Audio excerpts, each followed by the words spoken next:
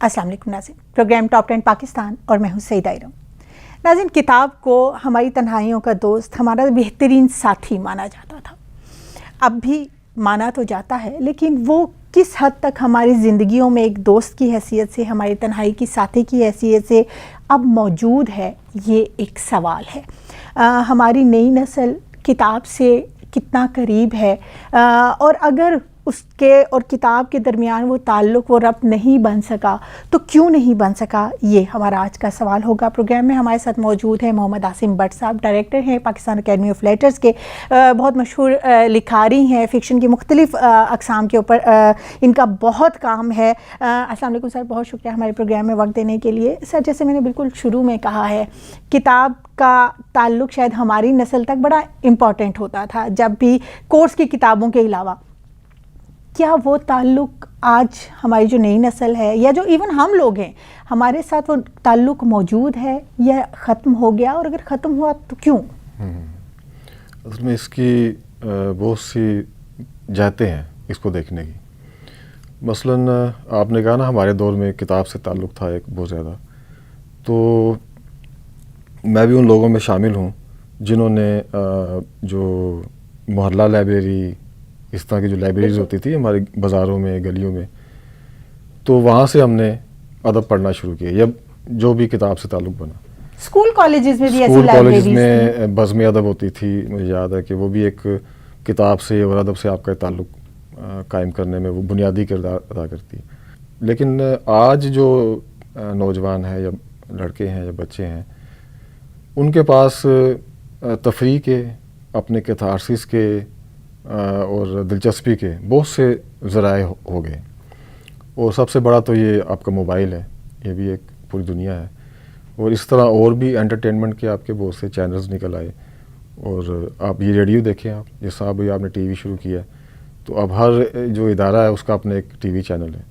تو ہم نے اپنی اکادمی ادبیات میں بھی کسی طرح سے ایک اسٹوڈیو قائم کیا ہے، تو ہم بھی سوچ رہے ہیں کہ اس طرح کی کوئی نشریات شروع کریں۔ تو یہ چینل جو اتنے زیادہ بڑھ گئے آپ کے، جو کہ نوجوانوں کو مصروف بھی رکھتے ہیں اور ان کو اپنے آپ میں دلچسپی ان کی قائم رکھتے ہیں، اس کا نتیجہ یہ ہے کہ آپ کے جو ٹائم ہے، آپ کی جو اٹینشن ہے، وہ تقسیم ہو گئی۔ اچھا، پھر یہ کہ آپ کہتے ہیں کہ کتاب سے تعلق، کتاب کی صورت بدل گئی۔ آپ جب نیٹ پہ ہوتے ہیں تو آپ کچھ نہ کچھ پڑھ ہی رہے ہوتے ہیں، یعنی دیکھ بھی رہے ہوتے ہیں، پڑھ بھی رہے ہوتے ہیں، تو پڑھنے کا جو ہے سلسلہ وہ اس طرح سے ہی ہے، میرا خیال ہے۔ لیکن کتاب کا جو ہمارا ایک روایتی سلسلہ تھا، کتاب کی ایک روایتی جو فارم تھی، تو اس سے جو تعلق ہے ہم پڑھنے والوں کا، وہ اس طرح نہیں رہا، آپ یہ کہہ سکتی ہیں۔ پھر دوسری بات یہ کہ کس طرح کے سبجیکٹس میں آپ کا انٹرسٹ بڑھا، یعنی کتاب اب بھی بکتی ہے۔ پہلے میں لاہور کی بات کرتا ہوں، پہلے وہاں پہ کوئی زیادہ 20-25 پبلشر تھے، اب وہ سینکڑوں ہیں، اور یہ سارے شہروں میں، سارے ملکوں میں یہی حال ہے کہ پہلے پبلشنگ جو کتاب تھی بہت کم چھپتی تھی، اب وہ بہت زیادہ بلک میں چھپتی ہے، تو وہ کوئی نہ کوئی کہیں نہ کہیں تو اس کی کھپت ہوتی ہے۔ اس کے مطلب پڑھنے والے بھی بڑھے ہیں، تعداد میں بھی بڑھے ہیں، اور اگر آپ تناسب میں بھی دیکھیں کتنی پرسنٹیج بڑھی ہے، تو وہ بھی آپ کو کوئی اتنی، اب بھی کتابوں کی جو پرسنٹیج ہے بکنے کی، وہ بھی پہلے سے بہتر ہے۔ تو یہ وہ موضوعات کا آپ کا جو دائرہ ہے وہ پھیل گیا۔ صحیح۔ سر، اگر ہم جدید دنیا کو دیکھتے ہیں، کتاب وہاں اب بھی پڑھی جاتی ہے، کتاب ابھی بھی، اگر ہم باہر کے ممالک میں دیکھیں، ٹرینز میں بھی دیکھیں، تو ہاتھ میں ایک کتاب ضرور ہوگی۔ پھر انہوں نے اپنی کتاب کو، جیسے ابھی آپ نے بات کی، ڈیجیٹلائز کر دیا، موڈز چینج کر دیے ان کے، تو اگر آپ کتاب پڑھ نہیں رہے، سن سکتے ہیں یا اس کے ساتھ رہ سکتے ہیں۔ کیا ہم نے پاکستان کے، اگر ہم ادیب کی بات کریں اور ادب کی بات کریں، کیا ہم نے اپنے ادب کو ان جدید تقاضوں کے ساتھ ہم آہنگ کیا؟ اب دیکھیں کتاب سے تعلق یہ کیا ہوتا ہے کہ جس طرح آپ کسی بچے کو سلام کرنے کی عادت ڈالتے ہیں، مطلب بچپن میں تھا کہ جی بزرگ ہے تو بڑا کہتا تھا یہ سلام کرو جی، یہ آپ کے چچا ہیں یا بڑے ہیں، تو یہ آپ کی ایک ڈیولپ ہوتی ہے۔ یا گھر میں والدین جو ہیں وہ آپ کو کہتے ہیں جی رات کو آپ سونے سے پہلے دانت برش کرو، اچھا یہ ایک عادت ہے جو آپ ڈالتے ہیں، تو جو اسی طرح سے جو پڑھنا وہ بھی ہیبٹ ہے, اسے ہیبٹ ہی کہتے ہیں. تو ہیبٹ تو اس طرح ڈیولپ کی جاتی ہے اسکولوں میں, اور جو آپ جتنے ترقی یافتہ ملک ہیں وہاں پہ جو ایک جو بہترین پوسچر جو ہیں, ماں کے جو بہترین پوسچر ہو سکتے ہیں بچے کے لیے, وہ اس میں ایک یہ ہے کہ وہ کتاب پڑھ رہی ہے اور آپ کو وہ سنا رہی ہے, خود پڑھ رہی ہے, جو بھی ہے. اب یہ بچے کے ذہن پہ نقش ہوتا ہے, اس کی سائیکی پہ نقش ہوتا ہے, وہ کتاب سے ماں کے ذریعے اس کا تعلق بن جاتا ہے, یا کتاب سے اس کے ٹیچر کے ذریعے ایک تعلق بن جاتا ہے.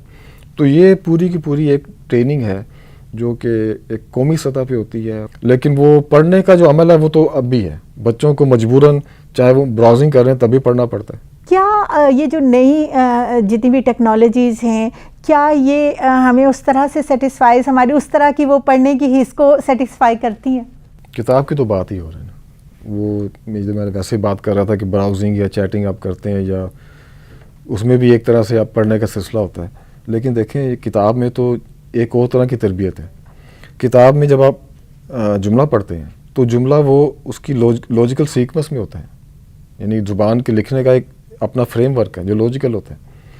تو وہ جب آپ اس سیکوینس میں اس وہ گرامیٹیکل جو ایک اس کا سٹرکچر ہے اس کو فالو کرتے ہوئے جملہ لکھا گیا ہے, وہ جب پڑھتے ہیں تو وہ جو فارمیشن ہے اس کی, وہ آپ کی اپنی سوچ پہ اثر انداز ہو رہی ہوتی ہے. یعنی کہ آپ کی سوچ بھی اسی طرح سے منظم اور وہ اس ترتیب میں آ رہی ہوتی ہے. تو یہ پڑھنے والا جو پڑھنے کا ایک فائدہ یہ بھی ہے کہ وہ خود آپ کے کردار میں بھی ایک ترتیب, تنظیم اور یہ ایک ٹھہراؤ پیدا کرتی ہے, اور وہ آپ اس کا اثر آپ کی سوچ پہ بھی ہوتا ہے, اس کا اثر آپ کے رویوں پہ بھی ہوتا ہے, اور انفرادی سطح پہ بھی ہوتا ہے اور اجتماعی سطح پہ بھی ہوتا ہے. تو پڑھنے کا جو اثر ہے وہ تو بہت دور تک جاتا ہے, اور اس کے اثرات وہاں تک بھی ہوتے ہیں جہاں آپ اس کو بازار نہیں سمجھ رہے ہوتے, نہیں دیکھ رہے ہوتے.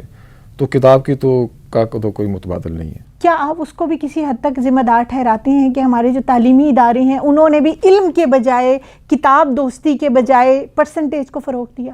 دیکھیں جو ادارے ہیں یا افراد ہیں وہ برے ہوتے ہیں, اچھے بھی ہوتے ہیں, تو ان کو اس طرح الزام دینا شاید مناسب نہیں ہے. ہوتا یہ ہے کہ آپ ایک گورنمنٹ جو ہے, آپ ان کا کردار جو ہے گورنمنٹ کا, وہ ایک نگران کا کردار بھی ہوتا ہے.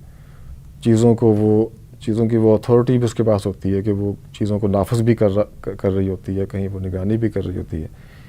تو اگر کہیں پہ فرض کیجئے کہ ٹریفک ٹھیک نہیں ہے سڑک پہ, تو اس میں وہ ڈرائیوروں کا تو قصور تو ہوتا ہی ہے, لیکن وہ جو ٹریفک کا نظام ٹھیک کرنے والے جو عملہ وہاں پہ ہونا چاہیے, اگر وہ نہیں ہے تو اصل تو بنیادی تو اس کی غلطی مانی جائے گی نا, کہ جس کا کام ہے اس کو ہموار رکھے چیزوں کو. اسی طرح سے جو ایجوکیشن کے نظام کو, انسٹیٹیوشنس کو کنٹرول کرنے کے لیے اور ان کی جو ایک ٹریفک ہے اس کو ہموار رکھنے کے لیے بیٹھی ہوئی ہے, یہ اس کا قصور ہے کہ وہ چیک کریں سلیبس کیا پڑھایا جا رہا ہے, فیس کیا لی جا رہی ہے, ان کا ویسے ایک تو طریقہ تعلیم کیا ہے, ان کا ماحول کیسا ہے. یہ سب چیزوں کو چیک کرنا, کس لوکیلٹی میں ان کا ہے, کتنی اسپیس میں ان کا ہے, ان کے گراؤنڈ میں. اب گراؤنڈ جو ہے, آپ ایک بلڈنگ ہے اس کے اندر وہ کھلی ہوئی ہے یونیورسٹی, تو وہ بچوں کو کیا تربیت دے گی؟ کیا ہمارے موضوعات کا وہ جو ایک پیٹرن ہے وہ بھی ہماری نئی نسل میں ایک وجہ ہے کتاب دوری کی؟ اب دیکھیں آج بھی منٹو پڑھا تو جاتا ہے, آج بھی اسمت چغتا ہے, کرشن چندر, یہ سب لوگ پڑھے جاتے ہیں, بیدی, غلام باز, سب پڑھے جاتے ہیں. یہ پرانے لوگ جو ہیں, تو آج بھی پرانی شاعری بھی پڑھی جاتی ہے. تو یہ نئے لوگ ہی پڑھتے ہیں, ہم بھی وہی چیزیں پڑھ کے جو ہم سے پہلے بڑے ہمارے پڑھتے رہے. تو پڑھنے کا یعنی کہ ان کے ساتھ جو پڑھنے کا ایک پڑھنے والوں کا جو تعلق ہے وہ تو اب بھی قائم ہے. تو اس کا مطلب کہ ان کی مارکیٹ اب بھی ہے. تو جو اس کے بعد کی جنریشنز ہیں, وہ آپ کی بات ٹھیک ہے کہ جن میں بھی شامل ہوں, کہ وہ لکھنے والے, کہ وہ اپنے موضوعات کو یا اپنی ٹریٹمنٹ کو اس طرح اپیلنگ نہیں بنا سکتے, اٹریکٹیو نہیں بنا سکے کہ جو پڑھنے والا ہے اس کو اس میں دلچسپی ہو. تو یہ ایک پوائنٹ تو یہ ضرور ہے. اچھا سر, آپ کے حوالے سے, آپ کی تحریروں کے اگر حوالے سے بات کریں, آپ نے اپنا جو ادبی سفر ہے بحیثیت رائٹر, شاعری سے شروع کیا, اور پھر افسانے اور اس کے بعد ناول کی طرف آئے. شاعری سے ابتدا کر کے شاعری کو بہت جلدی چھوڑنے کی وجہ کیا بنی؟ یہ تو بہت لمبی بات ہو جائے گی. مختصر یہ کہ شاعری جو ہے نا وہ تو سرزد ہوتی ہے. وہ ایک عمر ہوتی ہے کہ اس میں تقریباً اگر جو شاعر نہیں بھی کر رہا تو وہ کچھ نہ کچھ اس کے اندر ایک شاعری کی ایک لہر سے چل رہی ہوتی ہے. اس کے مزاج میں ایک شاعری کی ترنگ ہوتی ہے. تو وہ عمر کے حساب سے ہوتا ہے. تو وہ تو شاعری میں نے کی. لیکن شاعری کو کنٹینیو کرنے کے لیے دیکھیں شاعری جو ہے وہ ایک بہت پیشنیٹ کام ہے. تو اچھی شاعری کرنا، جذبے کے ساتھ، سچائی کے ساتھ شعر لکھنا، اس کے لیے جس پیشن کی ضرورت ہے، جتنا پیشنیٹ ہونے کی ضرورت ہے، وہ ہر کوئی افورڈ نہیں کر سکتا. اور وہ جو کہا جاتا ہے واردات قلبی کا ہونا ضروری ہے، کیا اس کی عدم موجودگی بھی وجہ بنی؟ تو وہ ہر کسی کے بس میں نہیں ہوتا. ہر کسی کے قلب میں اتنی طاقت نہیں ہوتی کہ وہ اتنا پیشنیٹ مسلسل رہ سکے. سر آپ نے اگینسٹ دا اسٹریم جس کو کہتے ہیں موجوں کے رخ کے مخالف بہاؤ میں سفر کیا، جو ہمارے روایتی موضوعات کا ایک پیٹرن بنا ہوا تھا، آپ کی تحریروں نے ان کو توڑا. آپ کی تحریروں نے بڑی حد تک جدید انسان کے مسائل کو اٹھایا، ہمارے ثقافتی اور تہذیبی مسائل کو اٹھایا. اس کی کیا وجہ تھی؟ بحیثیت رائٹر آپ یہ سمجھتے ہیں کہ ہماری سوسائٹی میں ان موضوعات کی ایکسیپٹیبلٹی موجود ہے؟ اصل میں آپ کا جو سماج ہے نا وہ بھی تقسیم ہے دیہی اور شہری میں. تو دونوں طرح کی جو ثقافتیں ہیں، شہری یا دیہی، ان کے مزاج الگ ہیں، ان کے مسائل الگ ہیں. تو اگر میں شہری ثقافت میں اندرون شہر لاہور میں رہا میں، تو اب مجھے بہت اٹریکٹ کرتا ہے یہ جو گاؤں کا ایک منظر نامہ. اور وہ آپ کے ناولوں میں، آپ کی تحریروں میں نظر بھی آتا ہے. ہاں، لیکن مجھے اتنا پتہ ہے کہ میں انصاف نہیں کر سکوں گا کیونکہ میرا اس سے اس طرح تعلق نہیں ہے جس طرح کہ ایک دیہی علاقے میں رہنے والے کا ہوتا ہے. تو میں نے پھر اپنے ناولوں میں یا کہانیوں میں اسی جگہ کو فوکس کیا، اندرون شہر کو، اور وہاں کے کردار ہیں، وہاں کی ایک ثقافت ہے جو مجھے بہت پسند ہے. اور وہ ظاہر ہے جس طرح ہر جگہ پہ چیزیں معدومیت، ایک انہدام کا شکار ہیں، آہستہ آہستہ وہ چیزیں ختم ہو رہی ہیں، بدل رہی ہیں. پرانی بنیادوں پہ نئی عمارتیں تعمیر ہو رہی ہیں. اسی طرح سے وہاں بھی چیزیں بدل رہی ہیں. تو لیکن وہ اس ثقافت کو میں پیش کرتا ہوں. لیکن یہ جو آپ نے بات کی نا نئے پن کی، تو میں نے ہمیشہ یہ کوشش کی، میں دعویٰ تو نہیں کرتا، کوشش کی میں نے کہ چیزوں کو کبھی بھی اس طرح نہ لکھوں جس طرح کہ وہ لکھی جاتی رہی ہیں. اور جو خاص طور پہ میں نے جو تجربہ کیا وہ پلاٹ سازی میں ہے. اب پلاٹ سازی جو ہے وہ اس پہ توجہ نہیں دی جاتی. سیریس فکشن میں، جو کمرشل فکشن ہے اس میں تو سارا زور ہی پلاٹ پہ ہوتا ہے کہ ایک چست پلاٹ ہونا چاہیے جو آپ کو مصروف رکھے، مصروف رکھے آپ کے ذہن کو. لیکن جو سنجیدہ لکھنے والے ہیں وہ پلاٹ کو اتنی اہمیت نہیں دیتے. تو میں نے جو پلاٹ سازی پہ میں نے تھوڑا سا کیا فوکس، اور میرا جو انٹرسٹ رہا وہ کریکٹر بلڈنگ پہ زیادہ رہا. فینٹیسی کو میں نے پھر استعمال کیا. فینٹیسی مجھے بہت ہارڈ کرتی ہے. تو کہانی میں آپ نے فینٹیسی کو داخل کر کے چیزوں کو تھوڑا سا آپ اٹھا لیتے ہیں جو آپ کے ایک بوریت، آپ کو ایک تجربہ ہے، آپ زندگی گزار رہے ہیں، تو اس کی یکسانیت سے آپ بور ہو جاتے ہیں. تو پھر اس میں آپ بعض کا خود بھی چیزوں کو الٹ پلٹنے لگ جاتے ہیں.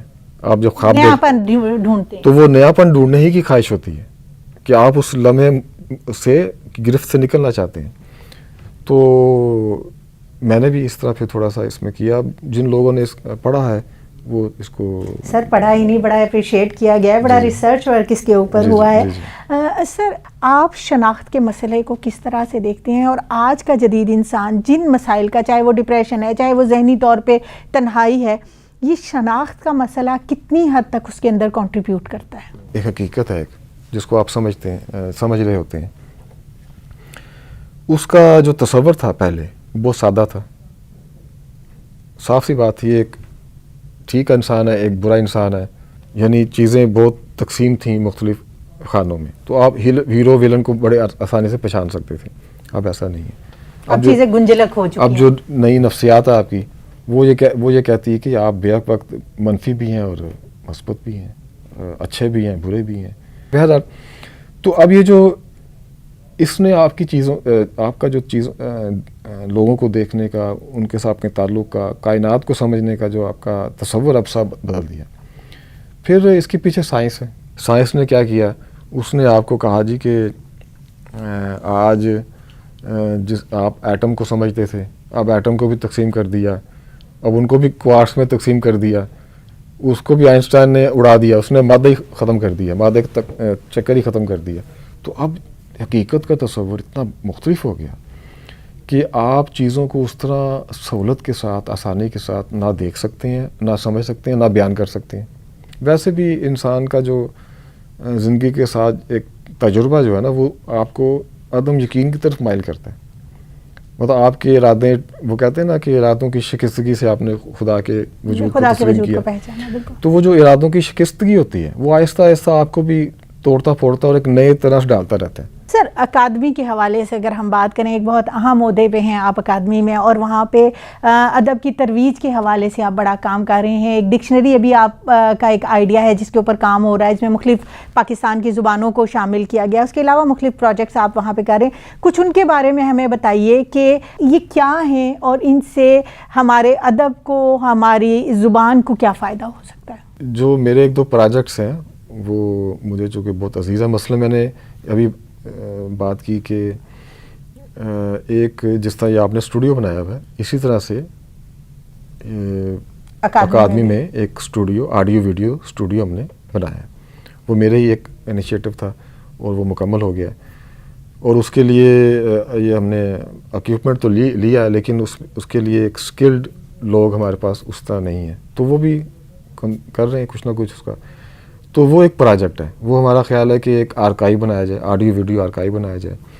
اس میں ادب انٹرویوز ہیں یا مختلف پروگراموں کی رپورٹس ہیں اور اس طرح کے اور پروگرامز ہیں جس ابھی ہم کر رہے ہیں. مطلب آپ اس کو ڈیجیٹلائز کرنا چاہ رہے ہیں تاکہ وہ ادب جو کہ اگر آپ کتاب کے ذریعے نہیں پڑھے یا آپ ٹریول کے ذریعے کرنا چاہ رہے ہیں تو وہ آڈیو یا ویڈیو کی صورت میں، وہ بھی صورت ہے کہ کتاب کو ہم آڈیو کی صورت میں بھی لے کے آئیں. لیکن یہ بھی ہے کہ مثلاً ہمارے جو بڑے بڑے لوگ گزر گئے، ان کے ساتھ انٹرویوز ہیں، ان کی زندگی پہ جو پروگرامز ہیں یا اور اس طرح کے مذاکرے مختلف چھوٹے چھوٹے، تو ان سب کو ہم خیال ہے کہ ان کو سب کو ان کا آرکائیو بنایا جائے اور وہ ہماری ویب سائٹ پہ بھی موجود ہو. ہم نے الگ سے ایک یوٹیوب ابھی لیا ہے، چینل شروع کیا ہے، اس پہ ہم نے انٹرویو اپلوڈ کیے ہیں. لیکن یہ ایک بڑا پروجیکٹ ہے. اس کے لیے ابھی آئندہ دنوں میں خیال ہے کہ اس کے لیے زیادہ ایک سٹاف لیا جائے، اس کے لیے کوئی ریسورسز مل جائے ہمیں، تو اس کو پھر بڑے پیمانے پر مکمل طور پہ ادبی چینل بنایا جائے. تو یہ ہم نے شروع کیا. ابھی تو اس کی سر، وہ جو ڈکشنری کے حوالے سے ہم لوگوں نے بات کی ہے وہ کیا ہے، کچھ ہمیں اس کے بارے میں بتائیے. وہ بھی ایک خیال ہے، بہت ایمبیشیس ایک پروجیکٹ ہے کہ تمام زبانوں کی ڈکشنری ایک ایسی پاکستانی ڈکشنری بنائی جائے جس میں تمام زبانیں موجود ہوں اور بس ایک کمبائنڈ ڈکشنری بن جائے جس میں کہ پاکستان میں 80 کے قریب زبانیں ہیں جو بولی جاتی ہیں، جن میں کچھ معدوم ہونے کی طرف جا رہی ہیں. آہستہ آہستہ ان کے لوگ بولنے والے کم ہوتے جا رہے ہیں. 50-100 بولنے والے بھی ایسی زبانیں بھی موجود ہیں. تو ان تمام زبانوں کے اسکرپٹ کو محفوظ کیا جائے، ان کو بول چال ہے اس کو محفوظ کیا جائے، اس کی اپنی، ہر زبان کی اپنی ایک کلچر ہوتا ہے. مطلب وہ ایک پوری تاریخ، وہ پوری ایک تہذیب اس لفظ کے ذریعے ہم محفوظ کرنا چاہتے ہیں. ایسی لغت ہو جو کہ آن لائن بھی ہو اور وہ پرنٹ بھی اگر ہو سکے، بڑی ضخیم ایک بن جائے گی لغت. تو اس میں تمام زبانیں شامل ہوں اور ان زبانوں کا ایک ساتھ، مثلاً فرض کیجئے کہ میز کے لیے تمام زبانوں میں کیا لفظ ہیں، یا مختلف طرح کے وربس کے لیے، ناؤنس کے لیے تمام زبانیں کس طرح. تو وہ ایک ہی چیز کو تمام زبانوں کے حساب سے کالم میں لکھا جائے گا تاکہ وہ جو پڑھنے والا ہے اس کو ایک ہلکا سا ایک تصویر ملتی جائے سب چیزوں کی کہ تمام زبانیں کس طرح ایک ہی طرح کی سچویشن کو یا چیزوں کو دیکھ رہی. تو اس طرح ایک خیال ہے کہ کوئی کلچر کو اکٹھا، ایک جو ہمارا جس سے ہم کہتے ہیں نا پاکستان کا کلچر، تو وہ ایک کلچر تو نہیں، ملٹی کلچر ہے وہ تو. اچھا سر، جاتے جاتے ہم یہ جاننا چاہیں گے کہ آپ پاکستان کے، پاکستانی ادب کے، پاکستانی ادیب کے مستقبل کو کس طرح سے دیکھتے ہیں، اور نئے جو ہمارے لکھنے والے ہیں انہیں آپ کیا مشورہ دینا چاہیں گے کہ وہ اپنے ادب کو کیسے جدید تقاضوں سے ہم آہنگ کر سکتے ہیں، اور کیسے ہمارا ادیب اپنے ادب کو اتنا انٹرسٹنگ کر سکتا ہے کہ وہ قاری کو اپنی جانب متوجہ کر سکے؟ اس کا جی ایک ہی طریقہ ہے میرا خیال ہے کہ آپ جہاں پہ آپ ہیں وہاں سے باہر نکل کے دیکھیں. تو ہمیشہ ایسی کوشش کرنی چاہیے ہمیں کہ جو مجھے بتایا جا رہا ہے وہ تو ٹھیک ہے، لیکن اس کے علاوہ بھی جو اس کے حوالے سے جو باتیں ہیں مجھے وہی پتہ لگنی چاہیے. تو دنیا میں پیش رفت ہو رہی ہے سائنسی میدانوں میں یا اور حوالوں سے، علم کے تمام شعبوں میں، تو ان سے آگاہی رکھنی بہت ضروری ہے، تاکہ آپ کو پتہ چلے کہ جو اور لوگ ہیں، جو اور اذہان ہیں، جو اور قومیں ہیں، وہ چیزوں کو، حالات کو، واقعات کو کس تناظر میں دیکھ رہی ہیں، کس زاویے سے دیکھ رہی ہیں، کیا اس میں نیا اینگلنگ دے رہی ہیں. تو ان تمام کو جاننا بہت ضروری ہے. اور اسی طرح سے جو ادب لکھا جا رہا ہے، اگر آپ ادیب ہیں تو جو ادب لکھا جا رہا ہے اس کو بھی آپ دیکھیں کہ اس میں کیا کیا نئے اسالیب آ رہے ہیں، نئے تجربے ہو رہے ہیں، نئے موضوعات آ رہے ہیں. تو یہ نیا پن جو آپ مکمل طور پہ آپ کے اندر سے نہیں پھوٹتا، بعض کا ہوتا ہے، لیکن یہ جو آپ اس خاص چکا چوند میں آتے ہیں، نئے پن کی اپنی چکا چوند ہے، اس میں آپ آتے ہیں تو پھر آپ کے اندر سے بھی جو روشنی کا جو ایک منبع خشک ہو چکے ہوتے ہیں اس میں تھوڑا تھوڑا سا رس آتا ہے، اور پھر کوئی جتنا بھی آپ کے اندر ابیلٹی ہے وہ باہر آتی ہے. پھر ایک ملٹی ڈسپلنری ایک نالج ہوتی ہے، وہ بھی بہت ضروری ہے کہ یہ نہیں کہ آپ ادیب ہیں تو ادب ہی پڑھ رہے ہیں. تو آپ کو اور بھی جو جتنی علوم ہیں سب کے بارے میں کچھ نہ کچھ پتہ ہونا چاہیے. جیسے آپ نے دائرہ میں کہا کہ اپنے دائرے سے نکل کے دوسرے دائروں میں بھی سفر ہونا چاہیے. اپنے دائرے سے نکلنا بہت ضروری ہے. نئے پن کے لیے اپنے دائرے سے، اپنے اس ماحول سے، اپنی اس جو آپ کو پڑھایا جاتا ہے نا، جو سکھایا جاتا ہے، اس سے ہلکا سا باہر نکل کے اپنی گردن باہر رکھنی چاہیے. بہت شکریہ سر ہمارے پروگرام میں وقت دینے کے لیے. آج کے پروگرام سے اتنا ہی. انشاءاللہ اگلے پروگرام میں کسی اور موضوع کے ساتھ آپ کی خدمت میں حاضر ہوں گے. تب تک کے لیے اجازت دیجیے. پاکستان زندہ باد.